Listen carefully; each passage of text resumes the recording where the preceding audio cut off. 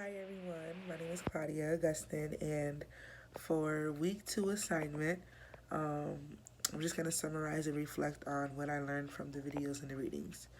Alright, for the chapters in the book, chapters 1 and 2, I learned that emergent bilinguals are students who acquire English and still continue to function with their home language practices. And as I read through the chapters, one term that I saw was used to define these students is bilingual multicultural learner. I really like this term because it celebrates these students for their bilingual capacity. So it celebrates them for being able to speak more than one language instead of making them feel like they have to adapt to English and forget about their language. All right. Teachers of emergent bilingual students are challenged to encourage students to use suitable language features to perform academic tasks. I found this to be really important because I feel like this is something that I can use in my classroom, and I this made me feel like I had a purpose. So I know that I should be encouraging my students to use these language features so they can perform their tasks to the best of their abilities. All right. Emergent bilinguals in the United States are speakers of many different languages, but Spanish remains to be one of the highest languages spoken. And in the book, as they went through the statistics, it did show that Spanish was one of the is the highest language, and then it was Asian.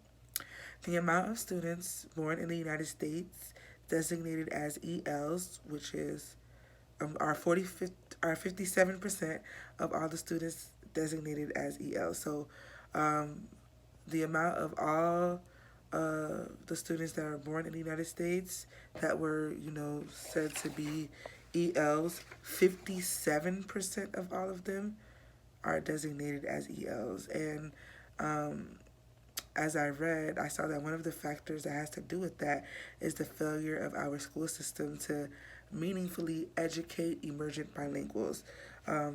I was kind of shocked to see that because I feel like it's very important to educate the emergent bilinguals because if they're going to be in this country and learning in this country and working in this country, they should be taught effectively and they shouldn't be neglected. These chapters really help me understand that our linguistic performances are always growing and emerging. These chapters also help me understand that research on the education of emergent bilinguals is growing, and it shows that there's an importance of building our students' home language as they develop ways of using English. So I really feel like their home language shouldn't be neglected, even though they're trying to learn a new language. All right. As I went through the readings and the videos, I saw that they were very interesting, but there was one video that really grabbed my attention, and it was the video titled English Language Learners Culture, Equity, and Language. It was very interesting to see the different aspects and to see the different perspectives on how people felt about having to be an English language learner. One of the ladies said that they were always given crayons and sent to the back of the room to just color, and that just made me feel kind of sad because it feels like the teacher didn't really care about that student. I feel like the teacher just kind of tried to get her out of the way so she can just work with the other students that were in the classroom, and I just didn't think that was fair. Another person in that video felt like they were being punished for not speaking the language, and they didn't get to be involved in what was going on in the classroom. So that to me just seemed very sad because that means because they weren't able to speak the language, they had to be subject to punishment and they weren't treated equally as the other children in their classroom. This made me feel very sad as an educator because I don't ever want to have to ever make one of my students feel like that. And because children can always tell whether the teacher cares about them or doesn't care about them. I just felt like that was really sad and it wasn't fair that they had to go through that. And as an educator, I always want to be aware of how I make my children, my students feel in the classroom. All right. I just wrote that we shouldn't make any student feel that way. And as I continue to watch the video, I really appreciate how it said that the National Education Association is preparing educators to meet the need of ELL students, and I believe that that's an important factor. I believe that as an educator, it's important that we understand how to educate these children because we don't want to make the child feel like, they're just not, they don't belong, because they're dealing with a lot of things and they're trying to learn a new language, and we should be supporting them and encouraging them and not making them feel like they don't have, they can't learn or they're not welcome in the classroom. All right.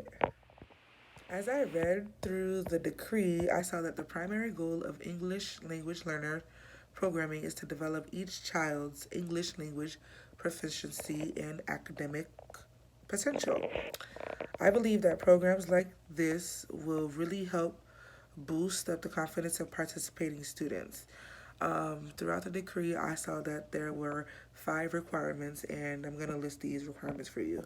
There's submission of a district ELL plan, provision of basic ESOL instruction, home language instructional strategies in core subject areas, identification of interim measure and in-service training and parental involvement.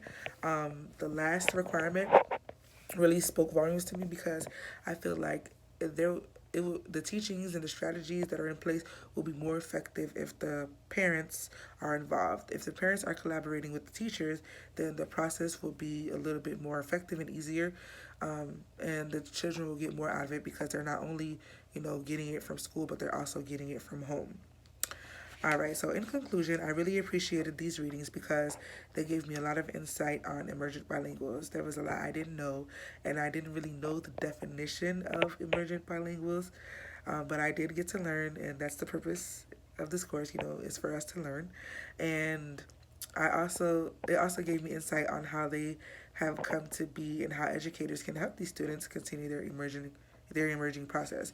I want to be able to know that if a student comes into my classroom, that they'll get the full effect of me as an educator. So I was very happy to learn everything I learned from these readings and videos, and I was very excited to see that more strategies are being put into place to help educators understand and know how to deal with these students.